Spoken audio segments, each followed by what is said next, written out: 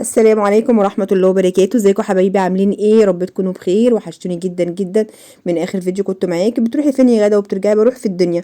ربنا يا رب يصلح حالنا وحالكم وحال الناس كلها يا رب كده، ويوسع عليكم ويرزقكم السعادة. لما بلاقي فيديو مفيد يعني ان انا اصوره، انا بصور لكم على طول. المهم يعني انا ليه صورت الفيديو ده بتفريز كده؟ انا اول مرة افرز حاجة من السنة دي يعني. ما اسعدنيش الحظ ان انا افرز الحاجة، يعني اللهم لك الحمد اللهم لك الحمد. عارفين بقى الغلو وكده، الواحد يعني يا دوبك مكسل بس المصروف بالعافية كده. فلما لقيت ان انا يعني اوفر وافرز يعني، فقلت اوريكم بقى. وليه كمان؟ عشان انا حد كنت قاعدة بتكلم ان انا بفرز الخضار ني، واستغرب جدا قال لك بيجرمز وكده ما بيبقاش حلو. لا، انا بفرز كل حاجة نية، كل حاجة نية ما عدا الكرنب. تمام، هو الوحيد اللي ما بفرزهوش ني. لكن هقولك على التريكات وعلى كل الاسرار ان الخضار يطلع منك لحد اخر حبايه، ويقعد من سنه للسنه زي ما هو. المهم نبدا بالطماطم. انا جبت طماطم، الطماطم دي ووريكم حجمها وشكلها. الطماطم المدوره دي، الطماطم دي حلوه جدا جدا، احلى من طماطم البلح. البلح ما بتبقاش فيها لا يعني عصير كتير، بتبقى اكل وسلطه اكتر. بصوا بوريكم الطماطمايه مدوره ما شاء الله لا قوه الا بالله. كانت تفاح الكيلو ونص ب10، وفي ب5، وفي ب4. هاتي انت بقى ايه السعر اللي يعجبك. تمام، هي عندنا في اسكندريه بالسعر ده. المهم ان انا جبتها بقى وغسلتها كويس جدا جدا، وسبتها بقى ايه كده في الطبق ده. دول 10 كيلو من الطماطم ما شاء الله لا قوه الا بالله. وهنا جبت فاصوليا. سبتها كده منقوعه شويه في خل. تمام، وبعد كده بقى صفيت الميه ومليت تاني الميه وصفيت الميه. وما رضيتش طبعا ان انا ايه اصور لكم يعني مرحله الغسيل باكملها عشان ما تزهقوش مني. يعني انا غيرت عليها الميه بعد الخل اكتر من مره. تمام، هشطفها كده واطلعها وهسيبها ايه لحد ما تنشف، وهنعمل البسله. تمام، هي حلوه ما شاء الله. تنقي كده الفاصوليا كده خضره كده، ويكون القرن بتاعها كده يعني صحيح كده، وتمسكيها تقطميها تقطم معاكي زي الخياره. لو لقيتيها دبلانه او لو لقيتيها شيخه سيبيها وامشي. تمام، عشان ما تبقاش وحشه معاكي. ونغسلها بقى كويس جدا. انتوا عارفين الخضار طبعا لازم يتغسل كويس جدا. الفاصوليا بغسلها وهي مش متخرطه. ما تخرطيش الفاصوليا وبعد كده تغسليها، لا اغسليها الاول وسيبيها تنشف خالص خالص خالص، وبعد كده خرطيها. جيت هنا بقى ايه فصصت البسله. عملت هنا بقى كوبايه الشاي بلبن كده، وقلت اقعد جبت كده كيسه احط فيها القشر، لان انتوا عارفين طبعا عارفين القشر بتاع البسله، مش عايزه اقول لكم يعني. تمام، البسله ب20 والفاصوليا ب20. هما بيقولوا لي كانت كانت البسله ب15. انا ما لقيتش بسله ب15 خالص في السوق. كل السوق ب20. بس بصراحه بصوا ما شاء الله قوه الا بالله، مليانه وحلوه يعني. بصوا حبتها كمان لؤلؤ كده وجميله مسكره. هنا جبت الجزر. طبعا انا بحط لكل نص كيلو صافي بزله بحط لها ربع كيلو من الجزر، بتطلع جميله ومظبوطه ومسكره. تمام، سبتها هنا بقى تتنقع، ويلا بينا ايه نقشر الجزر. تمام، سبتها بقى تحت المية كده واصفي عليها المية وارمي المية لحد ما تلاقي كده ميتها كده قشطة كده هتتشرب. تمام، هنا بقى قلت ايه وانا واقفة كده بقيت حابة اقشر الجزر وحابة اروح اصفي ايه البسلة. تمام، انا قلت لكم قبل كده خلي انت كست بيت ايدك كده في كذا حاجة كده. الجزر ب10، بس بصراحة كان زي العسل. الخضار غالي، كل حاجة غالية يعني. هنعمل ايه؟ الله المستعان. بس اللي كان بيجيب مثلا 10 بسلة لا يجيب 5.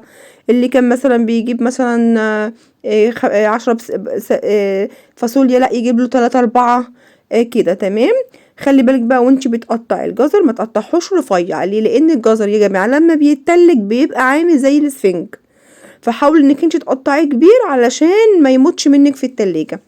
تمام، هوريكي التقطيع. ما تقطعوش صغير ما تقطعوش كبير، بس تقطعوش صغير قوي كده كانك بتخرطي كده للبط، لا يعني قطعيه كده كبير يكون ماسك نفسه عشان يستحمل معاكي التلاجة.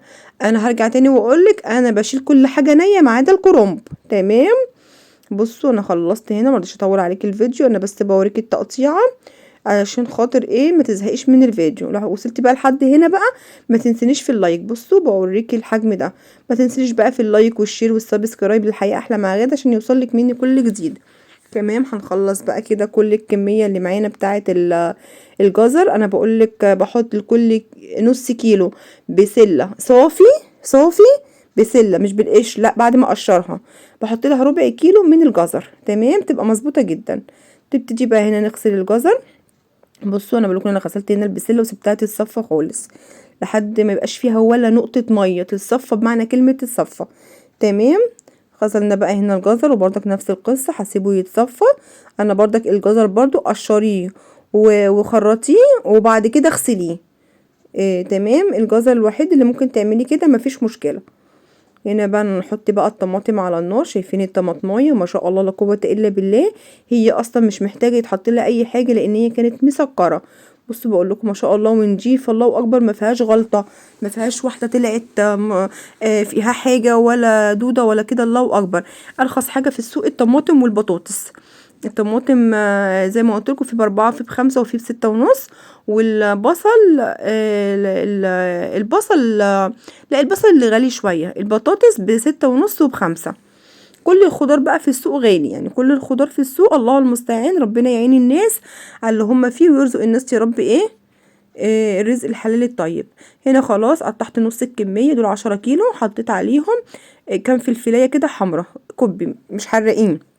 ده بديل ده بديل البابريكا. انا ما عنديش بابريكا بصراحه واول مره تخلص مني، بس يعني الحمد لله. قطعت بردك هنا بقيه الطماطم عشان ما اطولش عليكم، واحط لها برده فلفل وهسيبها بقى على النار. بصي لما تجيب ميتها يعني ما تستعجليش بقى تروحي ضرباها، لا سيبيها تجيب ميتها وتشربها عشان تبقى معاكي متسبكه وحلوه. لو سبتيها بميتها هتبقى مرره، الميه دي بتبقى مرره، ميه الطماطم بتمرر يعني بتبقى مش حلوه. سيبيها تشربها. انا هوريلك دلوقتي لما تستوي.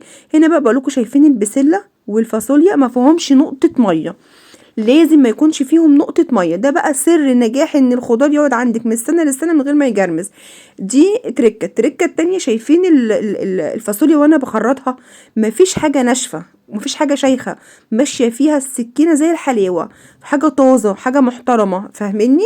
يعني سبب من ضمن اسباب نجاح التفريز ان الحاجة تكون طازة، الحاجة تكون نظيفة، الحاجة ما فيهاش نقطة مية. انا بشيل البامية من غير ما احطها في مية خضرة، بشيلها زي ما هي. بشيل الفاصوليا، بشيل البسلة، بشيل السبانخ، بشيل القلقاس، بشيل ورق العنب. تمام. الحاجة الوحيدة اللي بسلقها هو الكرنب بس، اي حاجة تاني بشيلها نية. تمام. بصوا انا خرطت كده. انا زي ما قلت لكم مش بطول عليكم الفيديو، بس انا حبيت اوريكم جمال الفاصوليا قد ايه هي مش شيخه مش. بصوا شايفين الخط ده بتقطعي كده اتجاهه عشان التقطيعه بتاعتك تبقى حلوه. قطعيها بقى الحجم اللي انت عايزاه، تقطعيها رفيعه، تقطعيها مليانه شويه، براحتك خالص حسب ما انتوا بتحبوها. تمام. خلصتوا؟ شايفين ناشفه ازاي؟ بصوا والجزر برضو سبته يتصفى خالص، سبته ما خليتوش فيه نقطه ميه. الخضار كله ناشف معايا ما فيهوش نقطه ميه. تمام. هجيب بقى هنا الميزان، هبتدي بقى اوزن الخضار بتاعي. انا بعمل الخضار نص كيلو، يعني عايزه اقول لكم نص كيلو من الخضار. الباميه، الفاصوليا، البزله بحط نص كيلو بزله وربع كيلو جزر. تمام. لكن انا يعني بيكفيني نص كيلو اي خضار غير البسله. نحط كده وبصوا نطلع كده الهواء كويس جدا. بصوا ونربطها ونبتدي نبطط كده. تمام اهو. شايفين مفيش نقطة مية ازاي؟ هقول لكم بقى كمان على حاجة، وهوريلكم كمان لما اطلعها من الفريزر لما اجي اطبخها. لما تيجي تطبخيها ما تبقاش متجمدة ببعضها كده كتلة تلج.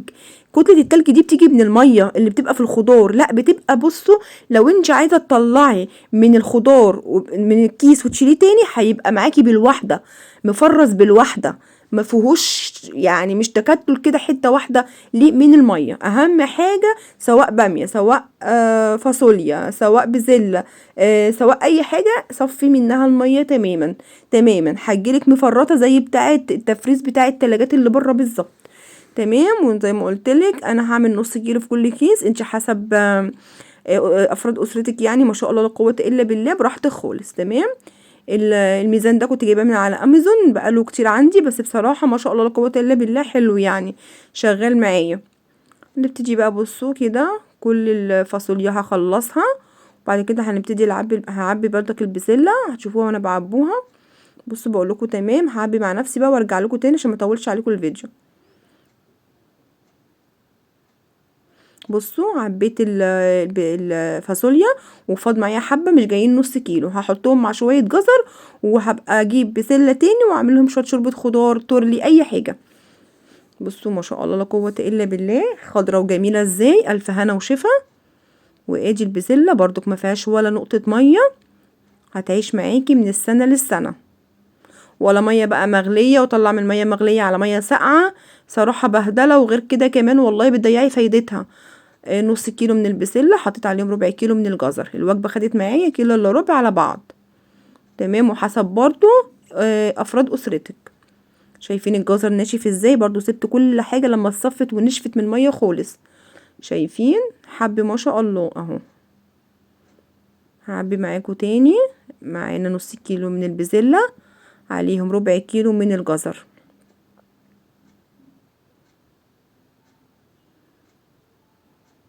زي الفل. ده بقى بيوفر عليكي بقى يعني ايه بصراحة حاجات كتير. انت لو عندك الخضار متجفف وعندك شوية الطماطم متصلصين، انت بجد عندك يعني 3/4 الطبخ بدون مبالغه. وساعات كمان يعني بيهفني الشوق كده، اروح ماسكه حبه بصل فرماهم وحط عليهم شويه ملح بشويه زيت وحطهم في علبه وتحت الفريزر، بيفضلوا معايا بتاع اسبوع بطبخ فيهم، بيوفروا معايا وقت ومجهود. تمام. بصوا اهو زي الفل.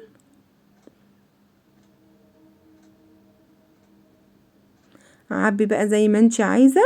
يلا لو انت ناسيه او لو انت الوقت سرق زي كده، انزلي هاتيلك شويه بسله زي ما قلتلك. اللي كان بيجيب مثلا كميه كبيره لا يجيب نص الكميه. يعني في احسن من ما فيش، فاهميني؟